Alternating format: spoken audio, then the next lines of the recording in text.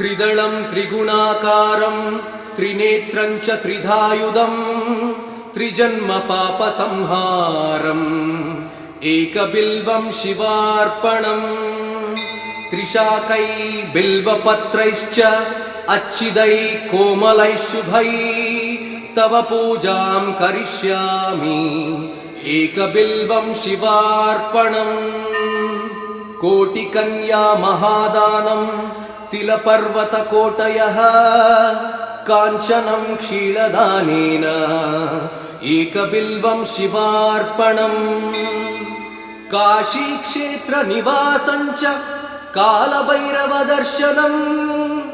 प्रयागे माधवं दृष्ट्वा एकबिल्वं शिवार्पणम् इन्दुवारे व्रतं स्थित्वा निराहारो महेश्वरः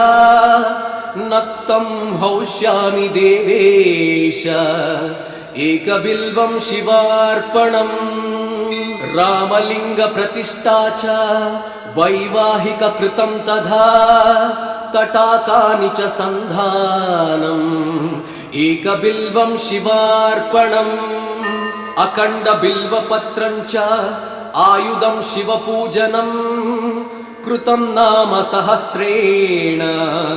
एकबिल्वं शिवार्पणम्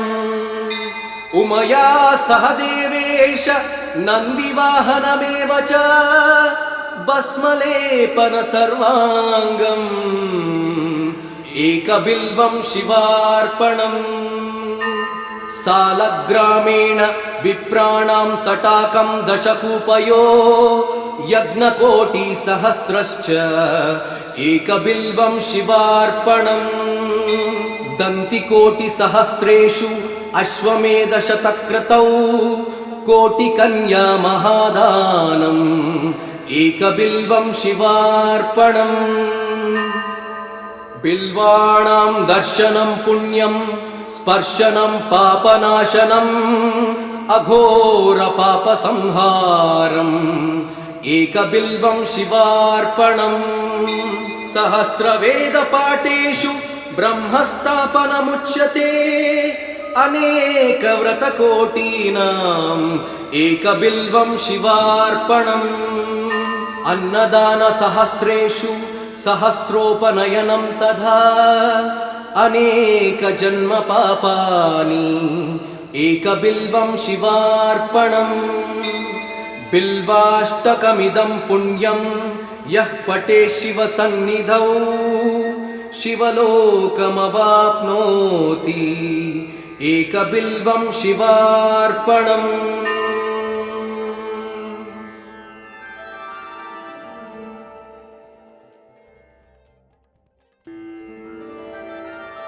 त्रिदलं त्रिगुणाकारं त्रिनेत्रं च त्रिधायुधं त्रिजन्म पापसंहारम् एकबिल्वं शिवार्पणम् त्रिशाकै बिल्वपत्रैश्च अच्छिदै कोमलै शुभै तव पूजां करिष्यामि एकबिल्वं शिवार्पणम् कोटिकन्या महादानं तिलपर्वतकोटयः काञ्चनं क्षीरदानेन एकबिल्वं शिवार्पणम् काशीक्षेत्रनिवासं च कालभैरवदर्शनम् प्रयागे माधवं दृष्ट्वा एकबिल्वं शिवार्पणम् इन्दुवारे व्रतं स्थित्वा निराहारो महेश्वरः नक्तं हौष्यामि देवेश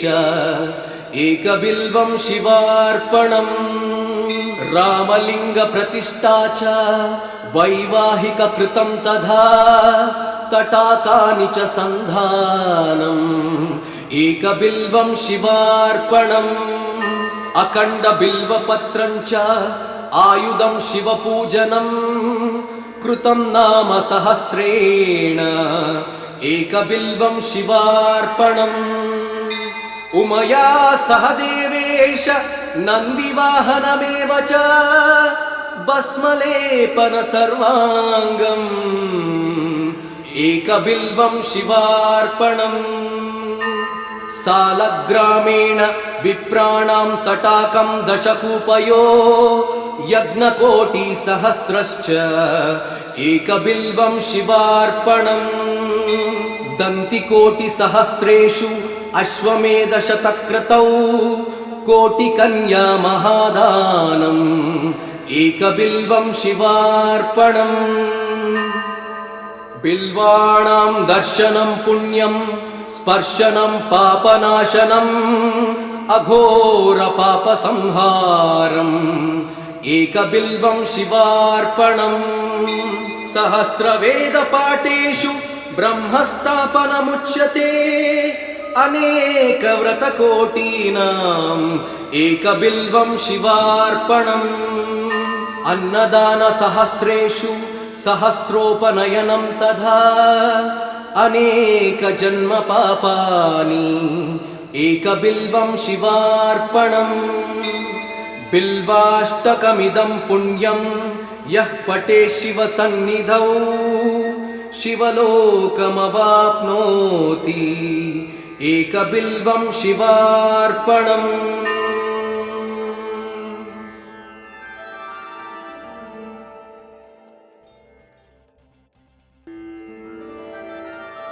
त्रिदलं त्रिगुणाकारं त्रिनेत्रं च त्रिधायुधं त्रिजन्मपापसंहारम् एकबिल्वं शिवार्पणम् त्रिशाकै बिल्वपत्रैश्च अच्छिदै कोमलै शुभै तव पूजां करिष्यामि एकबिल्वं शिवार्पणम् कोटिकन्या महादानं तिलपर्वतकोटयः काञ्चनं क्षीरदानेन एकबिल्वं शिवार्पणम् काशीक्षेत्रनिवासं च कालभैरवदर्शनम् प्रयागे माधवं दृष्ट्वा एकबिल्वं शिवार्पणम् इन्दुवारे व्रतं स्थित्वा निराहारो महेश्वरः नक्तं हौष्यामि देवेश एकबिल्वं शिवार्पणम् रामलिङ्गप्रतिष्ठा च वैवाहिककृतं तथा तटाकानि च सन्धानम् एकबिल्वं शिवार्पणम् अखण्डबिल्वपत्रं च आयुधं शिवपूजनं कृतं नाम सहस्रेण एकबिल्वं शिवार्पणम् उमया सह देवेश नन्दिवाहनमेव च भस्मलेपन सर्वाङ्गम् एकबिल्वं शिवार्पणम्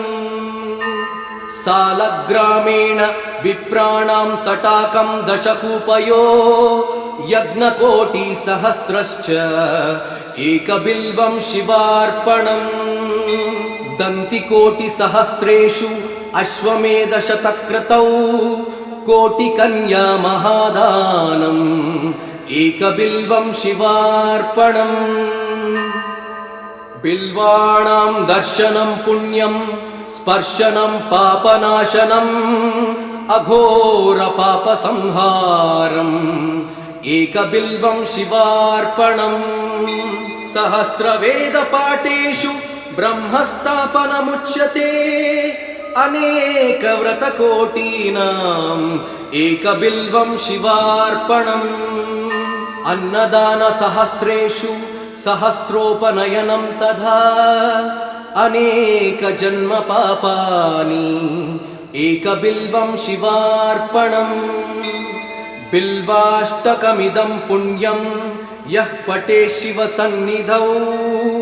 शिवलोकमवाप्नोति एकबिल्वं शिवार्पणम्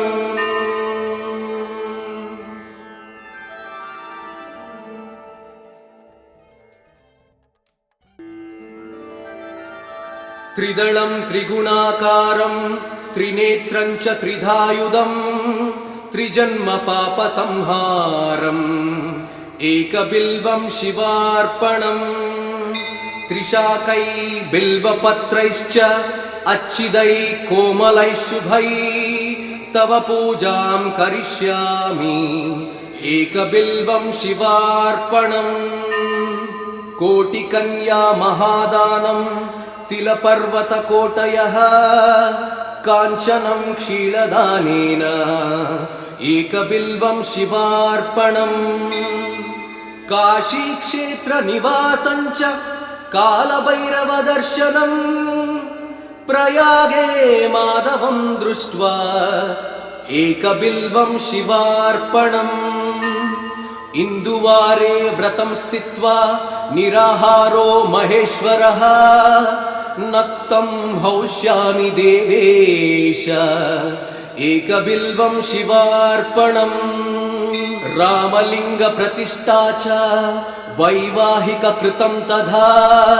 तटाकानि च सन्धानम् एकबिल्वं शिवार्पणम् अखण्डबिल्वपत्रं च आयुधं शिवपूजनं कृतं नाम सहस्रेण एकबिल्वं शिवार्पणम्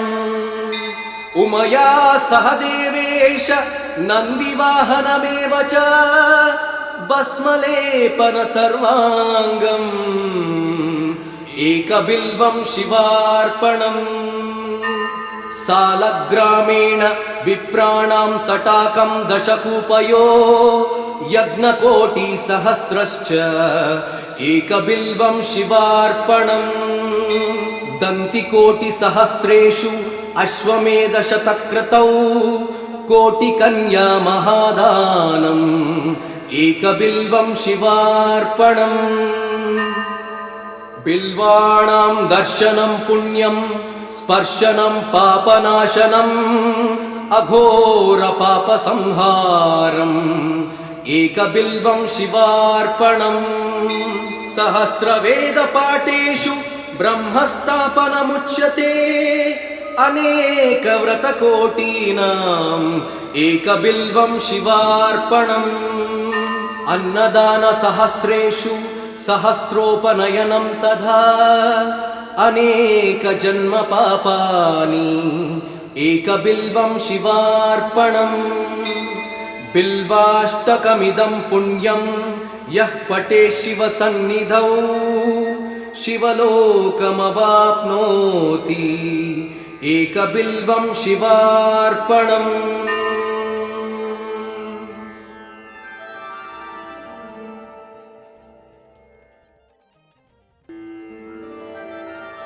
त्रिदलं त्रिगुणाकारं त्रिनेत्रं च त्रिधायुधं त्रिजन्मपापसंहारम् एकबिल्वं शिवार्पणम् त्रिशाकै बिल्वपत्रैश्च अच्छिदै कोमलैः शुभै तव पूजां करिष्यामि एकबिल्वं शिवार्पणम् कोटिकन्या महादानं तिलपर्वतकोटयः काञ्चनं क्षीरदानेन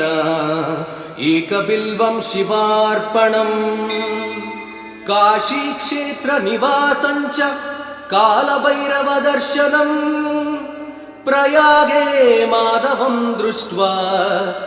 एकबिल्वं शिवार्पणम् इन्दुवारे व्रतं स्थित्वा निराहारो महेश्वरः नक्तं हौष्यामि देवेश एकबिल्वं शिवार्पणम् रामलिङ्गप्रतिष्ठा च वैवाहिककृतं तथा तटाकानि च सन्धानम् एकबिल्वं शिवार्पणम् अखण्डबिल्वपत्रं च आयुधं शिवपूजनं कृतं नाम सहस्रेण एकबिल्वं शिवार्पणम् उमया सह देवेश नन्दिवाहनमेव च भस्मलेपन सर्वाङ्गम् एकबिल्वं शिवार्पणम् सालग्रामेण विप्राणां तटाकं दशकूपयो यज्ञकोटिसहस्रश्च एकबिल्वं शिवार्पणम् दन्तिकोटिसहस्रेषु अश्वमेधशतक्रतौ कोटिकन्या महादानम् एकबिल्वं शिवार्पणम् बिल्वाणां दर्शनं पुण्यं स्पर्शनं पापनाशनम् अघोरपापसंहारम् एकबिल्वं शिवार्पणम् सहस्रवेदपाठेषु ब्रह्मस्थापनमुच्यते अनेकव्रतकोटीनाम्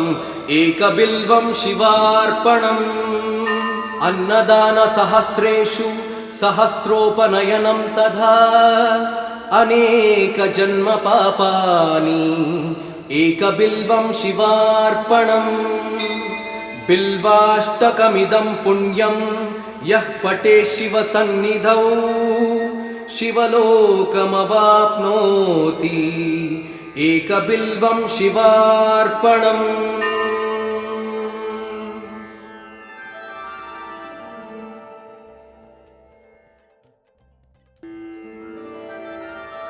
त्रिदलं त्रिगुणाकारं त्रिनेत्रं च त्रिधायुधम् त्रिजन्मपापसंहारम् एकबिल्वं शिवार्पणम् त्रिशाकै बिल्वपत्रैश्च अच्छिदै कोमलैः शुभै तव पूजां करिष्यामि एकबिल्वं शिवार्पणम् कोटिकन्या महादानं तिलपर्वतकोटयः काञ्चनं क्षीरदानेन एकबिल्वं शिवार्पणम् काशीक्षेत्रनिवासं च कालभैरवदर्शनम् प्रयागे माधवं दृष्ट्वा एकबिल्वं शिवार्पणम् इन्दुवारे व्रतं स्थित्वा निराहारो महेश्वरः नक्तं हौष्यामि देवेश एकबिल्वं शिवार्पणम् रामलिङ्गप्रतिष्ठा च वैवाहिककृतं तथा तटाकानि च सन्धानम् एकबिल्वं शिवार्पणम् अखण्डबिल्वपत्रं च आयुधं शिवपूजनम् कृतं नाम सहस्रेण एकबिल्वं शिवार्पणम् उमया सह देवेश नन्दिवाहनमेव च भस्मलेपन सर्वाङ्गम् एकबिल्वं शिवार्पणम् सालग्रामेण विप्राणां तटाकं दशकूपयो यज्ञकोटिसहस्रश्च एकबिल्वं शिवार्पणम् दन्तिकोटिसहस्रेषु अश्वमेधशतक्रतौ कोटिकन्या महादानम् एकबिल्वं शिवार्पणम् बिल्वाणां दर्शनं पुण्यं स्पर्शनं पापनाशनम् अघोरपापसंहारम् एकबिल्वं शिवार्पणम् सहस्रवेदपाठेषु ब्रह्मस्थापनमुच्यते अनेकव्रतकोटीनाम् एकबिल्वं शिवार्पणम्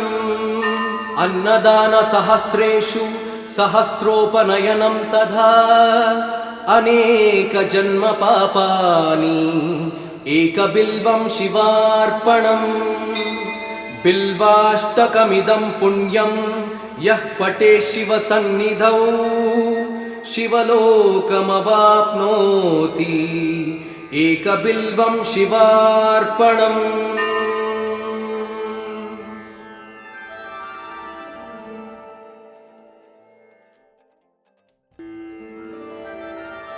त्रिदलं त्रिगुणाकारं त्रिनेत्रं च त्रिधायुधम् त्रिजन्मपापसंहारम् एकबिल्वं शिवार्पणम् त्रिशाकै बिल्वपत्रैश्च अच्छिदै कोमलैः शुभै तव पूजां करिष्यामि एकबिल्वं शिवार्पणम् कोटिकन्या महादानं तिलपर्वतकोटयः काञ्चनं क्षीरदानेन एकबिल्वं शिवार्पणम् काशीक्षेत्रनिवासं च कालभैरवदर्शनम् प्रयागे माधवं दृष्ट्वा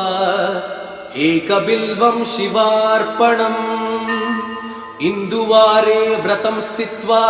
निराहारो महेश्वरः नक्तं हौष्यामि देवेश एकबिल्वं शिवार्पणम् रामलिङ्गप्रतिष्ठा च वैवाहिककृतं तथा तटाकानि च सन्धानम् एकबिल्वं शिवार्पणम् अखण्डबिल्वपत्रं च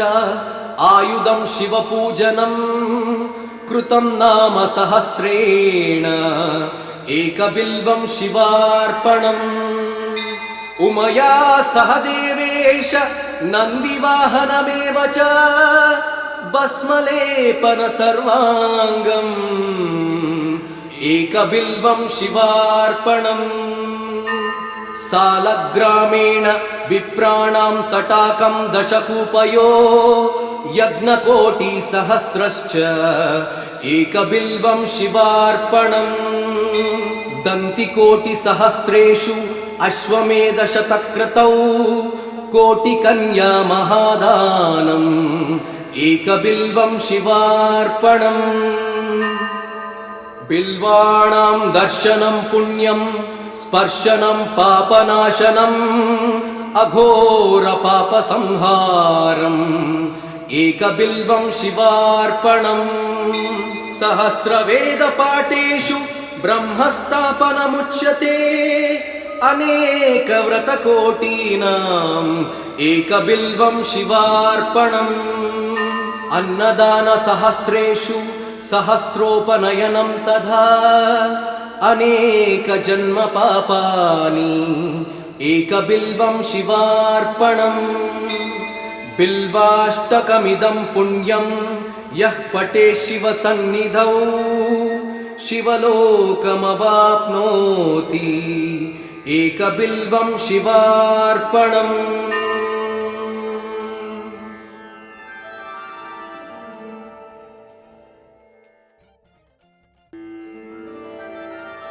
त्रिदलं त्रिगुणाकारं त्रिनेत्रं च त्रिधायुधं त्रिजन्मपापसंहारम् एकबिल्वं शिवार्पणम् त्रिशाकै बिल्वपत्रैश्च अच्छिदै कोमलै शुभै तव पूजां करिष्यामि एकबिल्वं शिवार्पणम् कोटिकन्या महादानं तिलपर्वतकोटयः काञ्चनं क्षीरदानेन एकबिल्वं शिवार्पणम् काशीक्षेत्रनिवासं च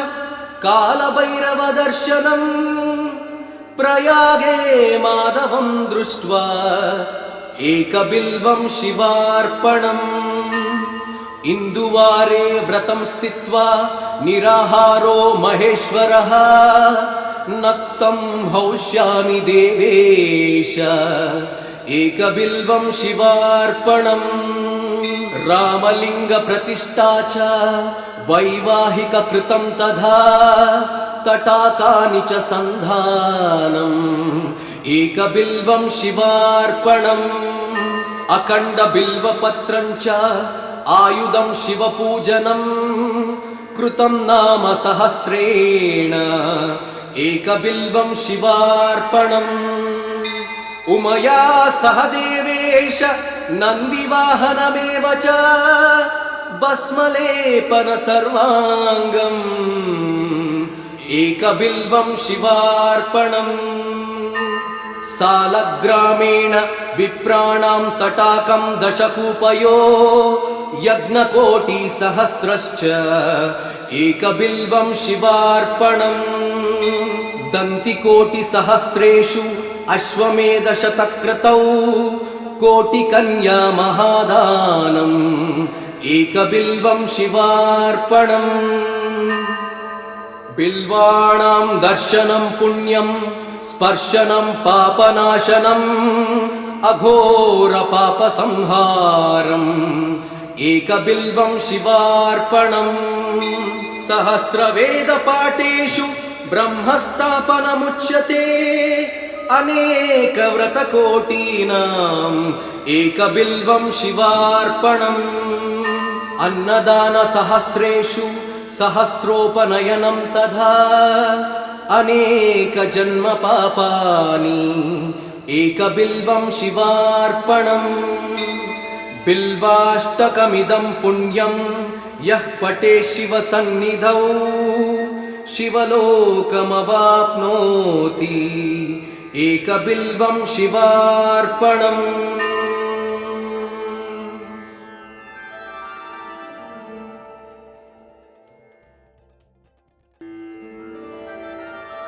त्रिदलं त्रिगुणाकारं त्रिनेत्रं च त्रिधायुधं त्रिजन्मपापसंहारम् एकबिल्वं शिवार्पणम् त्रिशाकै बिल्वपत्रैश्च अच्छिदै कोमलैः शुभै तव पूजां करिष्यामि एकबिल्वं शिवार्पणम् कोटिकन्या महादानं तिलपर्वतकोटयः काञ्चनं क्षीरदानेन एकबिल्वं शिवार्पणम् काशीक्षेत्रनिवासं च कालभैरवदर्शनम् प्रयागे माधवं दृष्ट्वा एकबिल्वं शिवार्पणम् इन्दुवारे व्रतं स्थित्वा निराहारो महेश्वरः नक्तं हौष्यामि देवेश एकबिल्वं शिवार्पणम् रामलिङ्गप्रतिष्ठा च वैवाहिककृतं तथा तटाकानि च सन्धानम् एकबिल्वं शिवार्पणम् अखण्डबिल्वपत्रं च आयुधं शिवपूजनं कृतं नाम सहस्रेण एकबिल्वं शिवार्पणम् उमया सह देवेश नन्दिवाहनमेव च भस्मलेपन सर्वाङ्गम् एकबिल्वं शिवार्पणम् सालग्रामेण विप्राणां तटाकं दशकूपयो यज्ञकोटिसहस्रश्च एकबिल्वं शिवार्पणम् दन्तिकोटिसहस्रेषु अश्वमेधशतक्रतौ कोटिकन्या महादानम् एकबिल्वं शिवार्पणम् बिल्वाणां दर्शनं पुण्यं स्पर्शनं पापनाशनम् अघोरपापसंहारम् एकबिल्वं शिवार्पणम् सहस्रवेदपाठेषु ब्रह्मस्थापनमुच्यते अनेकव्रतकोटीनाम् एकबिल्वं शिवार्पणम् अन्नदानसहस्रेषु सहस्रोपनयनं तथा अनेकजन्मपापानि एकबिल्वं शिवार्पणम् बिल्वाष्टकमिदं पुण्यं यः पठेत् शिवसन्निधौ शिवलोकमवाप्नोति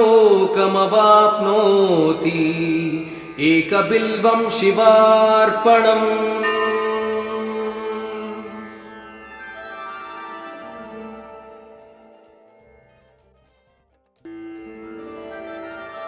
त्रिदलं त्रिगुणाकारं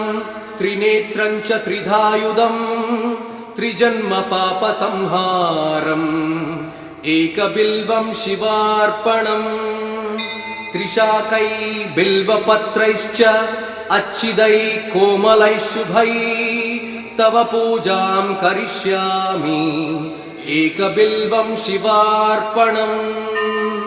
कोटिकन्या महादानं तिलपर्वतकोटयः काञ्चनं क्षीरदानेन एकबिल्वं शिवार्पणम् काशीक्षेत्रनिवासं च कालभैरवदर्शनम् प्रयागे माधवं दृष्ट्वा एकबिल्वं शिवार्पणम् इन्दुवारे व्रतं स्थित्वा निराहारो महेश्वरः नक्तं हौष्यामि देवेश एकबिल्वं शिवार्पणम् रामलिंग प्रतिष्ठा च वैवाहिक कृतं तथा तटाकानि च सन्धानम् एकबिल्वं शिवार्पणम् अखण्ड बिल्वपत्रं च आयुधं शिवपूजनं कृतं नाम सहस्रेण एकबिल्वं शिवार्पणम् उमया सह देवेश नन्दिवाहनमेव च भस्मलेपन सर्वाङ्गम् एकबिल्वं शिवार्पणम् सालग्रामेण विप्राणां तटाकं दशकूपयो यज्ञकोटिसहस्रश्च एकबिल्वं शिवार्पणम् दन्तिकोटिसहस्रेषु अश्वमेधशतक्रतौ कोटिकन्या महादानम् एकबिल्वं शिवार्पणम् बिल्वाणां दर्शनं पुण्यं स्पर्शनं पापनाशनम् अघोर पापसंहारम् एकबिल्वं शिवार्पणम् सहस्रवेदपाठेषु ब्रह्मस्थापनमुच्यते अनेकव्रतकोटीनाम् एकबिल्वं शिवार्पणम् अन्नदानसहस्रेषु सहस्रोपनयनं तथा अनेकजन्म पापानि एकबिल्वं शिवार्पणम् बिल्वाष्टकमिदं पुण्यं यः पठेत् शिवसन्निधौ शिवलोकमवाप्नोति एकबिल्वं शिवार्पणम्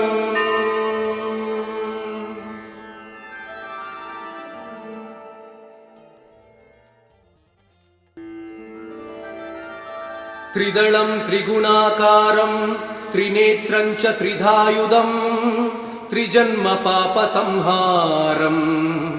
एकबिल्वं शिवार्पणम् त्रिशाकै बिल्वपत्रैश्च अच्छिदै कोमलै शुभै तव पूजां करिष्यामि एकबिल्वं शिवार्पणम् कोटिकन्या महादानं तिलपर्वतकोटयः काञ्चनं क्षीरदानेन एकबिल्वं शिवार्पणम् काशीक्षेत्रनिवासं च कालभैरवदर्शनम् प्रयागे माधवं दृष्ट्वा एकबिल्वं शिवार्पणम् इन्दुवारे व्रतं स्थित्वा निराहारो महेश्वरः नक्तं हौष्यामि देवेश एकबिल्वं शिवार्पणम् रामलिंग प्रतिष्ठा च वैवाहिक कृतं तथा तटाकानि च सन्धानम् एकबिल्वं शिवार्पणम् अखण्ड बिल्वपत्रं च आयुधं शिवपूजनं कृतं नाम सहस्रेण एकबिल्वं शिवार्पणम् उमया सह देवेश नन्दिवाहनमेव च भस्मलेपन सर्वाङ्गम् एकबिल्वं शिवार्पणम् सालग्रामेण विप्राणां तटाकं दशकूपयो यज्ञकोटिसहस्रश्च एकबिल्वं शिवार्पणम् दन्तिकोटिसहस्रेषु अश्वमेधशतक्रतौ कोटिकन्या महादानम् एकबिल्वं शिवार्पणम् बिल्वाणां दर्शनं पुण्यं स्पर्शनं पापनाशनम् अघोर पापसंहारम् एकबिल्वं शिवार्पणम् सहस्रवेदपाठेषु ब्रह्मस्थापनमुच्यते अनेकव्रतकोटीनाम् एकबिल्वं शिवार्पणम् अन्नदानसहस्रेषु सहस्रोपनयनं तथा अनेकजन्मपापानि एकबिल्वं शिवार्पणम् बिल्वाष्टकमिदं पुण्यं यः पठेत् शिवसन्निधौ शिवलोकमवाप्नोति एकबिल्वं शिवार्पणम्